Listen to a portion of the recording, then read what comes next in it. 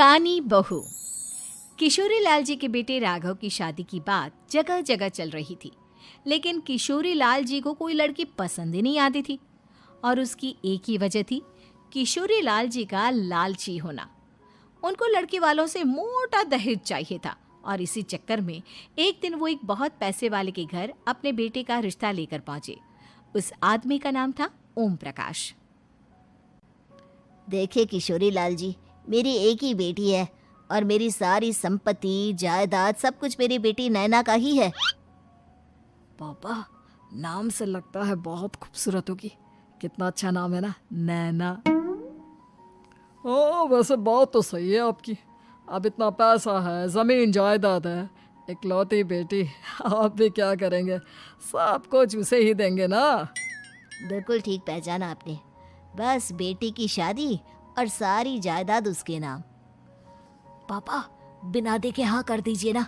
इतना अच्छा रिश्ता फिर कहाँ मिलेगा? माला माल हो जाएंगे हम। मैं अपनी बेटी को बुलाता हूँ। अरे नहीं नहीं नहीं नहीं, आपकी बेटी का नाम नैना है, सुनकर ही लगता है बहुत सुंदर होगी। रहने दीजिए अंकल, मैं तो आपकी बेटी के नाम से ही इतना खुश हो गया हूँ कि उसे बिना देखे शादी करने को तैयार हूँ। अब तो मैं उसका चेहरा सीधे शादी के बाद ही देखूंगा। और इस तरह राघव नैना का चेहरा नहीं देखता और उससे शादी कर लेता है। शादी के बाद अपनी सुहाग रात पर जब राघव नैना का घूंघट उठाकर देखता है तो नैना की आंखें बंद थी। कितने खूबसूरत हो तुम नैना, जरा अपनी आंखें खोलकर मेरी तरफ देखो तो सही। नहीं, मुझे शर्म आती है। अरे, मैंने तुम्हें शादी से पहले भी नहीं देखा, और अब अगर तुम आंखें खोलकर मुझे देखोगी भी नहीं तो मुझे अच्छा कैसे लगेगा? इससे पहले कि नैना अपनी आंखें खोलकर राघव की तरफ देखती, अचानक से लाइट चली गई और राघव नैना को पूरी तरह से देख भी नहीं पाया। अगली सुबह नैना राघव के लिए नाश्ता बनाकर लेकर आई। अरे ये क्या, आधा पराठा सेका हुआ है और आधा बिल्कुल कच्चा। ये तुमने क्या किया नैना? बहू, तुमने क्या आधा पराठा तवे से नीचे लटका कर रखा था, जो आधा सिका है और आधा कच्चा? मुझे जितना दिखेगा उतना ही तो सीखूंगी ना पापा जी। जहाँ जहाँ मुझे नजर आ रहा था वहाँ मैंने सीख लिया, जहाँ जहाँ नहीं दिखा वहाँ कच्चा रह गया होगा। इसका क्या मतलब है? ये कैसा मजाक कर रही है तुम? अरे बहू, तुमने इतना लंबा घूंघट क्यों लगाया हुआ है? देखो, हमारे घर में बहुओं को बेटी की तरह रखा जाता है, और फिर तुम तो इतना सारा माल लेकर आई हो। देखो, ये घूंघट डालकर रखने की कोई ज़रूरत नहीं है। हाँ नैना, पापा जी ठीक कह रहे हैं, तुम तो आराम से रहो, अपना ही घर समझो। नैना अचानक से अपना घूंघट उठा लेती है। अरे ये क्या पापा, नैना की तो एक आंख फूटी हुई है। नाम से नैना, लेकिन ये तो कानी बहू निकली। मेरे साथ धोखा हुआ है, धोखा। बिना दिखाए अपनी कानी लड़की मेरे संग ब्याह दी। मुझे कानी बीवी नहीं चाहिए। मुझे अभी ओम प्रकाश जी से बात करनी पड़ेगी। आखिर उन्होंने मेरे साथ ऐसा किया क्यों?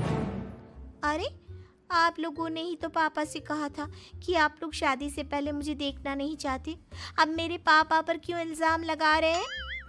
अरे लेकिन उन्हें बताना तो चाहिए था ना कि तुम कानी हो, एक आंख से तुम्हें दिखाई नहीं देता। किशोरी लाल और राघव नाराज होकर ओम प्रकाश को अपने घर बुलाते हैं। पापा जी, ये आपने क्या किया? शादी से पहले बताया क्यों नहीं कि नैना की आंखों में परेशानी है? अरे, आप ही ने तो लड़की देखने से मना कर दिया था। और लेकिन आप बता तो सकते थे। आपको तो हमारी बेटी की प्रॉपर्टी चाहिए थी, वो भी पूरी की पूरी। अब क्या हुआ अगर उसे आधा दिखाई देता है? प्रॉपर्टी तो आपको पूरी मिल गई ना। अरे ये क्या बात हुई? मेरी शादी प्रॉपर्टी से नहीं, आपकी बेटी से हुई है। अब ये तो पहले सोचना चाहिए था, तब तो मेरी प्रॉपर्टी देखकर तुम्हारी जुबान लप लपा रही थी। लेकिन मैं कानी लड़की को अपनी बीवी बनाकर नहीं रख सकता। पापा, कुछ करिए ना आप। हाँ, करता हूँ। देखिए ओम प्रकाश जी, आप हमारे साथ ऐसा नहीं कर सकते। और तुम देखो, अगर तुमने मेरी बेटी से शादी तोड़ी ना, तो जो भी प्रॉपर्टी मैंने तुम्हें दी है वो तो पूरी की पूरी वापस ले ही लूँगा, और आधी प्रॉपर्टी तुम्हारी भी लूँगा। अरे मेरी आधी प्रॉपर्टी भला क्यों लेंगे आप? इसलिए क्योंकि मेरी बेटी को आधा नज़र आता है और उसकी नज़र अभी तक तुम्हारी आधी जायदाद पर ही पड़ी है। अब तुम उसे घर से निकालोगे तो कुछ तो लेकर जाएगी ना। और अगर हम आपकी बेटी को अपने घर की बहू बनाकर रखे तो?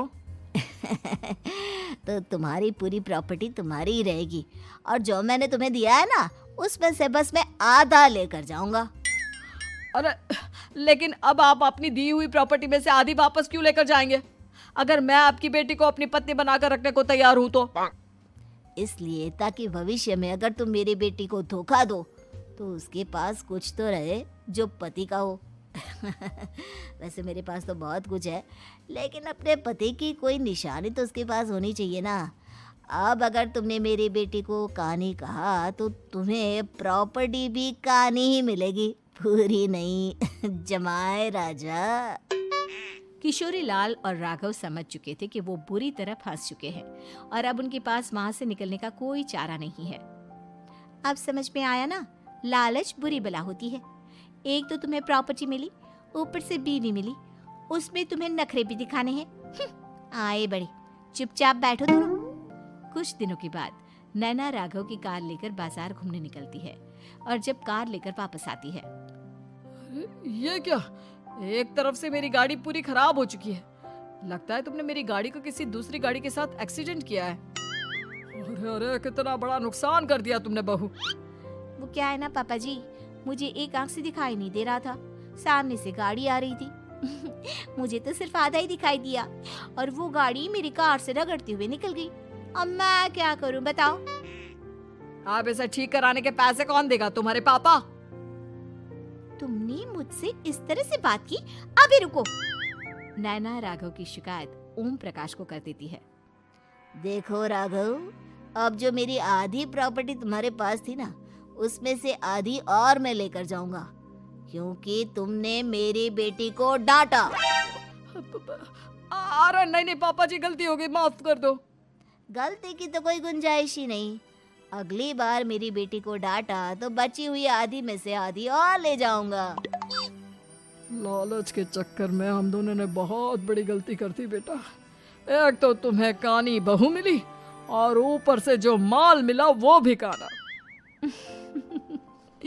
इस तरह राघव की हर एक गलती पर ओम प्रकाश उसकी प्रॉपर्टी का आधा आधा हिस्सा लेकर अपना सारा माल वापस ले गया और राघव को कानी बीवी से काम चलाना पड़ा। भाई लालच वाकई में बुरी बला है।